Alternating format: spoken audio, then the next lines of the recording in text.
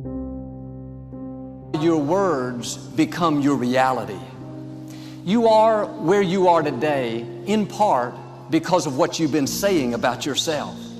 Words are like seeds. When you speak something out, you give life to what you're saying. If you continue to say it, eventually that can become a reality. Whether you realize it or not, you are prophesying your future. And this is great when we're saying things like, I'm blessed, I'm strong, I will accomplish my dreams, I'm coming out of debt. That's not just being positive, you are prophesying victory, prophesying success, prophesying new levels. Your life will move in the direction of your words. But too many people go around prophesying just the opposite. I never get any good breaks. I'll never get back in shape. Business is slow. I'll probably get laid off. Flu season is here. I always get it. They don't realize they are prophesying defeat. It's just like they're calling in bad breaks, mediocrity, lack. You can't talk defeat and expect to have victory. You can't talk lack, not enough, can't afford it, never get ahead, and expect to have abundance. If you have a poor mouth, you're going to have a poor life. If you don't like what you're seeing, start sowing some different seeds.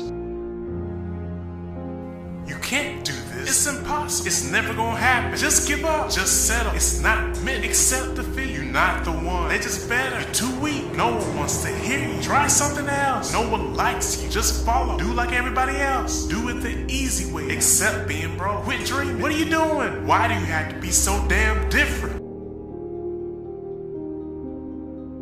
We all have this negative self-talk that goes in our head. Guess what? There's enough people that are telling us we can't do it, that we're not good enough. Why do we want to tell ourselves that? We know for a fact that thoughts influence actions. We saw it there with the video Sheldon, Dr. Levy showed, right? We know that our thoughts influence actions. Why do we want to say that negative self-talk to ourselves? We need to get our own self-affirmations. Muhammad Ali, what was his self-affirmation? I am the greatest. Who else is going to tell you? There need to be quiet moments in your bedroom, quiet moments when you're brushing your teeth, that we need to reaffirm, I am the captain of my ship and the master of my fate. That is my affirmation. If I don't believe it, no one else will. How do you build self-confidence? Get away from the people who will tear you down. There's enough of that. Muhammad Ali, I am the greatest. There is no one better than me. It's a difference between hubris and ego and false pride. It's just reminding yourself in quiet, silent moments. I put it down on a list. It's right beside my mirror, right? About all the things that make me who I am. Because I make enough mistakes, and the newspapers will recognize it, and people around me will recognize it, and they'll tear me down. And pretty soon I'll begin to believe it. Stop the self-talk, the negative self-talk. If you'll watch, you'll see some athletes, they'll have a little bandage or a little brand around them. Lance Armstrong's a perfect one. What's his self-affirmation? Live Strong isn't a brand. It was to remind him of who he was. Live strong. Then it came a brand. He would move that from one arm to the next arm when doubt and fear came into his mind. Live strong. Put it on there. Let's go. We'll all have it. Replace it.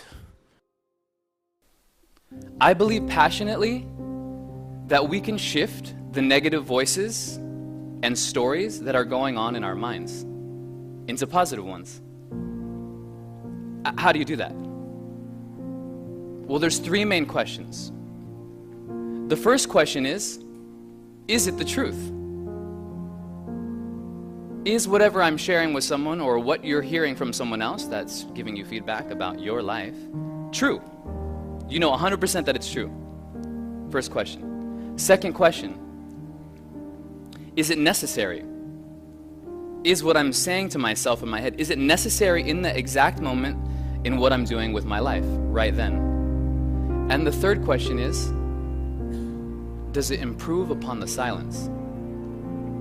Somewhere deep inside, you know what kind of person you were designed to be.